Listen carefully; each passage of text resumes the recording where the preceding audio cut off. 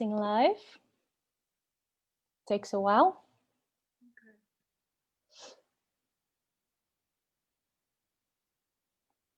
I'll just share it later.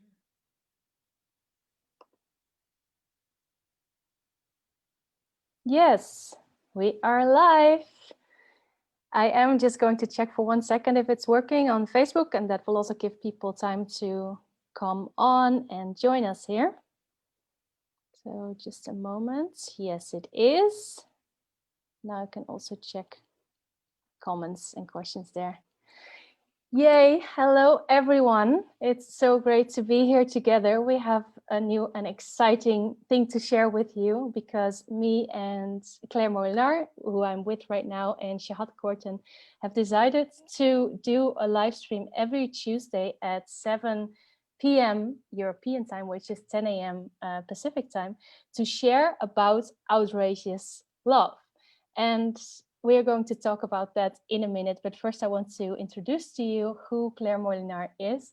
She is the creatrix and space holder of the beautiful Outrageous Love Festival, together with Chahat Corten and Dr. Marc Gafni, which is held every year, every summer in Holland. And that is a really amazing, exciting place to be, which I'm sure we will share more about later. And Claire Molinard is also the creatrix, now I lost the word, creatrix of the Unique Self Institute. So welcome, Claire, and thank you for being here with us tonight and sharing about this wonderful topic of outrageous love. Is there anything you want to share before we start? Well, thank you, Krista, for this beautiful introduction. First of all, I'm delighted to be here, and thank you for inviting me. It's a great joy. Yes, yes, exciting. And for the past couple of weeks, actually, Marc Gafni has shared a lot about the topic of outrageous love. And one of the questions he asked was, how does it feel to be an outrageous lover? So that's also actually the question I want to ask you. And I know it's a huge question. We can talk about it for hours. Yeah. But I'm curious, what is the first thing that comes up for you? First of all, I love the question, and I love that you chose that one. Um, it's a it's a huge question, and right now, I would say what it feels right now, because that's the only place from which I can respond the question. Um, it feels it feels open. It feels alive. It feels vibrant. It feels so many things, but I think the most important is open, alive, in connection, intimate, and that's a great place to be, because it's the only place to be here now and to feel what is.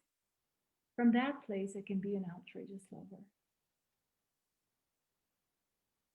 Wow, I can feel it when you're saying it. I can feel your radiance and your love, this love just shining through you. And maybe you can also say a little bit more about what outrageous love actually is, because Marc, of course, always speaks about the difference between ordinary love and outrageous love. And I know many people listening now, maybe they've never heard about outrageous love. And as I'm listening to you, I can feel this love beaming through you, but how would you describe it actually? Well, Marc often makes that distinction, right, between love as a human emotion, the difference between that love and the outrageous love, which is a love that moves the sun and the stars, and that love which you can feel right now, and you can feel it because it resonates in the love that is in your heart. That river, that flow, that is the love that we're talking about, and that is the greatest force in the universe that we can have access as we are alive, and we can cultivate. And so to be an outrageous lover is to be plugged into this force and to have the capacity to live from that place. Therefore, to be open, to be awake, to feel, right? To feel what is needed from me now. And to be always in that relationship with life, with reality, to be in that discussion, conversation with reality. What does reality need from me now? And to act from that place. So outrageous love is actually love in action. It's not in my thoughts. It's in action. So it's a whole. It's a communication. It's a conversation, and it's always unfolding. Hmm. Wow, that's beautiful. Yes. And with that question, living with that question of what does reality need from me right now, I think that's already a beautiful example of a practice that we and maybe people listening can also do. But maybe you have another example or another like a practice. How do you do that? What do you actively do to connect? Yeah, that's actually a great practice to be to ask oneself, what does reality need from me now? That's the first one. Another one which Mark teaches all the time and that I do and I know you do, Krista, is to open and open again. And Right. I think you know about this example that I gave it recently in one of my posts about a time last week when I couldn't open. I felt so closed because I was in shock for reason I won't go into right now. But when we're in pain, that's my point. We're in pain, we clench, we close. So we can be in pain in relationship, we can be in pain because of a situation or any kind of pain. Human suffering makes us clench. And so the practice is to open our hearts. And it actually helps to do it with the movement, Yes. And to it again and to feel, to feel that we're allowing the clench to open and to do it until we can feel it. And sometimes it takes time and sometimes you can't do that if you don't really go into the pain. So it's not like you're bypassing anything. You're not just pushing the pain away, you're feeling it until it opens you again. And so to open and open again is the path of the outrageous lover. And it's a practice. Wow, yeah, this practice is like so simple that it's even, I mean, of course, I've heard it many times and I've done it many times. And at the same time, I notice my mind is like, yeah, whatever. It's not that simple that I can just do this and it's open. And of course, it's way deeper than that. It's the intention behind it. But yeah, it's actually making the effort to be an outrageous lover. And also what I hear in your sharing is to remember it over and over again. It's not like you are an outrageous lover or you're not. It's a continuous action and practice. Yes. And yeah. And we're all outrageous lovers at different levels of outrageous love. So yes, you remember. We remember to open again when it's closed, and it's going to close and close and close again. And that's the act of the outrageous lover, to always remember to open. wow, yes, beautiful. And that's from that place that you can respond to reality and to be here to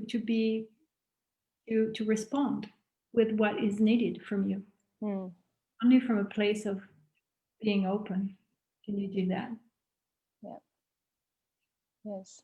Every time opening again. I love that. That's a beautiful, beautiful, like tip of the day.